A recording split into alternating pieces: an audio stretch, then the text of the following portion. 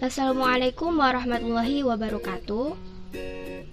Di video kali ini, saya akan menjelaskan bagaimana sih hukum pertanahan di Indonesia itu.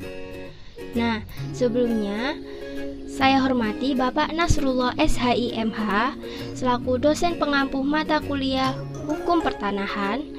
Dan perkenalkan, nama saya Nova Umdafadia dengan NIM C74219059. Saya dari Prodi Hukum Tata Negara, kelas B, Universitas Islam Negeri Sunan Ampel, Surabaya.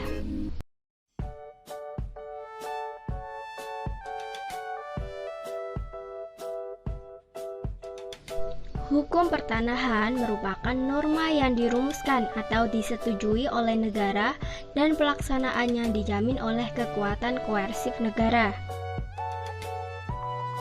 Agraria memiliki kata yang berasal dari beberapa bahasa. Yang pertama ada ager, yakni dari bahasa Belanda, kemudian agros dari bahasa Yunani yang berarti tanah pertanian. Ada pula ager dan agrarius berasal dari bahasa Latin yang memiliki arti tanah atau sebidang tanah, perladangan, persawahan, dan pertanian. Dan yang terakhir yaitu agrarian berasal dari bahasa Inggris yang berarti tanah untuk pertanian. Beberapa ahli hukum banyak yang memberikan pengertian mengenai apa sih agraria. Nah, menurut Andi Hamzah, agraria adalah masalah tanah dan semua yang ada di dalam dan di atasnya. Kemudian, menurut Subekti dan R. Citrosudibyo, agraria adalah urusan tanah dan segala apa yang ada di dalam dan di atasnya. Adapun ruang lingkup agraria menurut Undang-Undang Pokok Agraria sama dengan ruang lingkup sumber daya agraria. Sama juga dengan sumber daya alam menurut Ketetapan MPR RI nomor 9/MPR/2001 tentang pembaharuan agraria dan pengelolaan sumber daya alam. Ruang lingkup agraria atau sumber daya agraria dapat dijelaskan sebagai berikut. Yang pertama ada bumi. Pengertian bumi menurut pasal 1 ayat 4 Undang-Undang Pokok Agraria adalah permukaan bumi, termasuk pula tubuh bumi di bawahnya serta yang berada di bawah air. Permukaan bumi menurut pasal 4 ayat 1 Undang-Undang Pokok Agraria adalah tanah. 2. Air. Pengertian air menurut pasal 1 ayat 5 Undang-Undang Pokok Agraria adalah air yang berada di perairan pedalaman maupun air yang berada di laut wilayah Indonesia. Ketiga, yakni ruang angkasa. Jadi, ruang angkasa menurut pasal 1 ayat 6 Undang-Undang Pokok Agraria adalah ruang di atas bumi wilayah Indonesia dan ruang di atas air wilayah Indonesia. Ruang lingkup yang terakhir yakni kekayaan alam yang terkandung di dalamnya. Nah, kekayaan alam yang terkandung di dalam bumi disebut bahan, yaitu unsur-unsur kimia, mineral-mineral, biji-bijian, dan segala macam batuan, termasuk batuan-batuan mulia yang merupakan endapan-endapan alam yang terdapat dalam Undang-Undang Nomor 11 Tahun 1967 tentang ketentuan-ketentuan pokok pertambangan.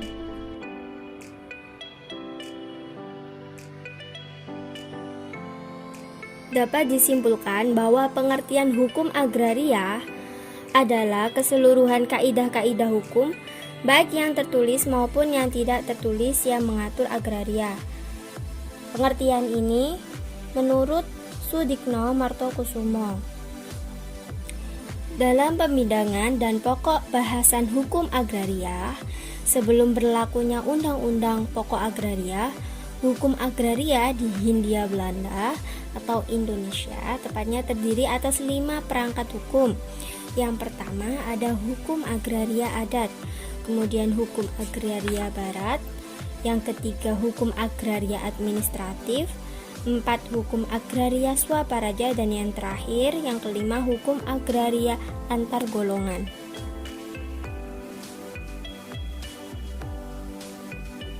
Apabila dijelaskan secara satu persatu, yang pertama hukum agraria adat, yaitu keseluruhan dari kaidah-kaidah hukum agraria yang bersumber pada hukum adat dan berlaku terhadap tanah-tanah yang dipunyai dengan hak-hak atas tanah yang diatur oleh hukum adat. Yang selanjutnya sering disebut tanah adat atau tanah Indonesia. Selanjutnya, yang kedua, hukum agraria barat, yaitu keseluruhan dari kaidah-kaidah hukum agraria yang bersumber pada hukum perdata barat, khususnya yang bersumber pada BW atau Burgerlich Wetboek. Ketiga, hukum agraria administratif mempunyai arti pengertian yaitu keseluruhan dari peraturan-peraturan atau putusan-putusan yang merupakan pelaksanaan dari politik agraria pemerintah di dalam kedudukannya sebagai badan penguasa.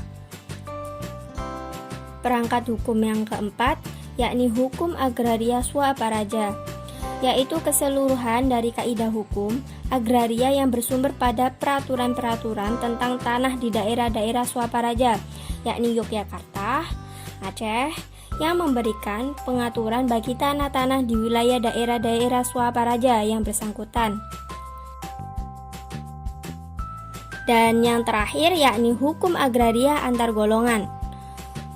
Artinya, hukum yang digunakan untuk menyelesaikan sengketa atau kasus agraria, maka timbullah hukum agraria antar golongan, yaitu bermakna keseluruhan dari kaidah-kaidah hukum yang menentukan hukum manakah yang berlaku, apakah hukum adat ataukah hukum barat, apabila dua orang yang masing-masing tunduk pada hukumnya sendiri-sendiri bersengketa mengenai tanah.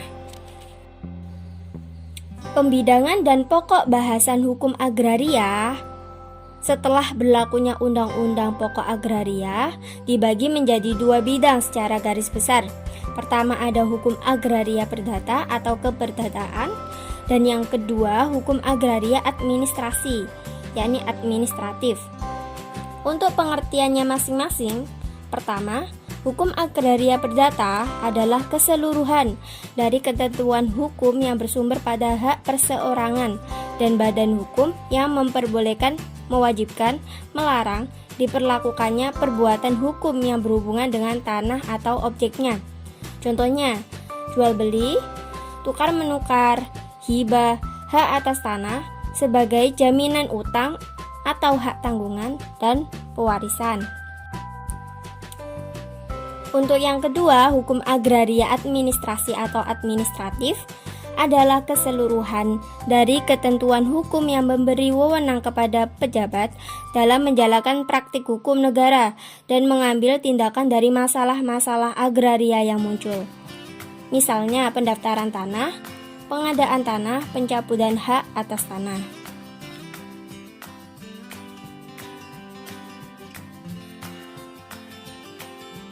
Setelah dijelaskan mengenai hukum agraria, selanjutnya saya akan menjelaskan mengenai hukum tanah. Nah, hukum tanah adalah keseluruhan ketentuan-ketentuan hukum, baik tertulis maupun tidak tertulis, yang semuanya mempunyai objek pengaturan yang sama, yaitu hak penguasaan atas tanah sebagai lembaga-lembaga hukum dan sebagai hubungan hukum yang konkret, beraspek publik dan privat, yang dapat disusun dan dipelajari secara sistematis sehingga keseluruhannya menjadi satu kesatuan yang merupakan satu sistem.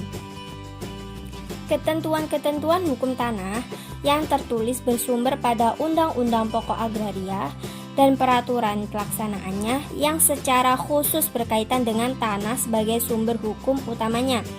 Sedangkan ketentuan-ketentuan hukum tanah yang tidak tertulis bersumber pada hukum adat tentang tanah dan jurisprudensi tentang tanah sebagai sumber hukum pelengkapnya.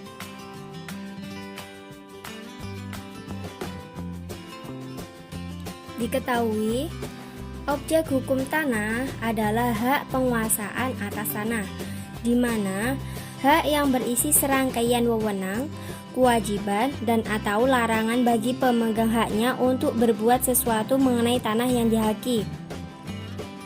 Adapun objek hukum tanah tersebut dibagi menjadi dua. Yang pertama, hak penguasaan atas tanah sebagai lembaga hukum.